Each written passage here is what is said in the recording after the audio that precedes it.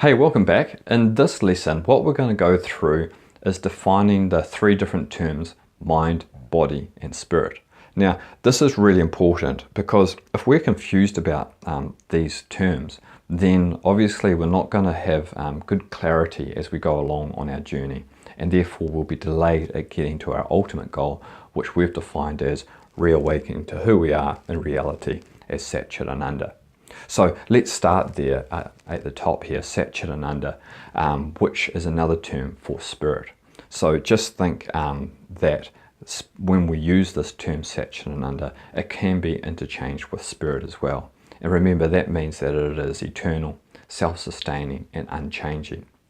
So essentially, we don't actually have to worry about any of that whilst we're actually in the dream, because that's always going to be as it is, and it doesn't need saving at all because it hasn't changed. It's only when this aspect falls asleep and this new entity comes on, which is the dreaming mind. So that's the second term that we'll define, which is the mind. So when we're talking about the mind, it's always this aspect, the dreamer, which is always beyond Maya's mind of time and space, and also what she makes up, which we'll discuss about soon, is the body, both the psychological and the physical. So for now, what we can think about the mind is that it is independent of Maya, and therefore it is independent of time and space, and it is independent of the body. So with that recognition, we won't get confused when we get down here into time and space and get confused with trying to heal the wrong thing. Because what we will see as we go forward is that everything that the world tries to heal has got something to do with either the psychological body or the physical body. But if those things are actually getting healed, then the focus isn't on healing the mind. And we'll talk about what the sickness and the health of the mind actually means in the next video.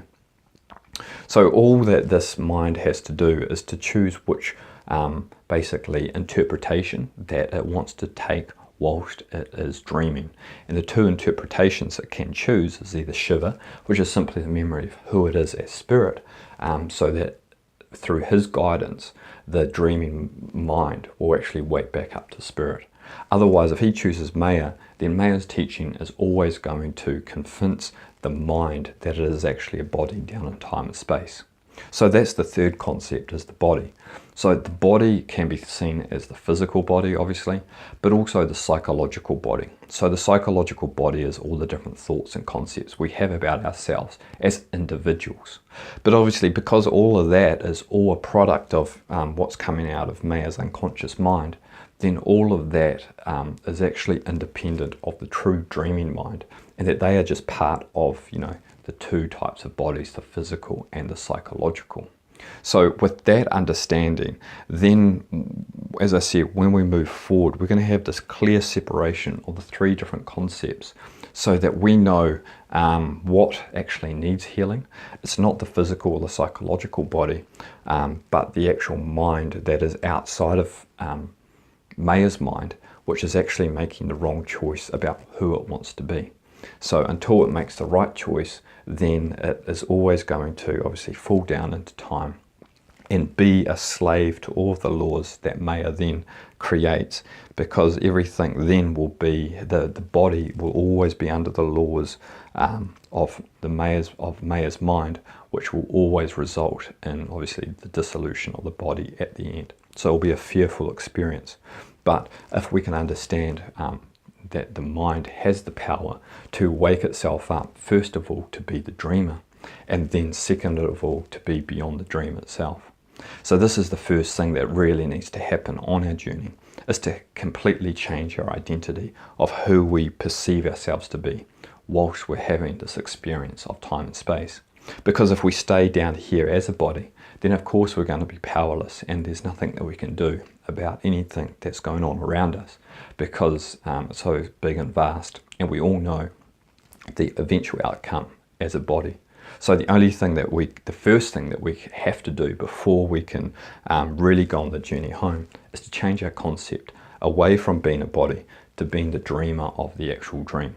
Because once that first awakening happens, that means that we now have this ability to actually wake up from a dream, which is what we don't have whilst we're stuck down, as having a bodily concept.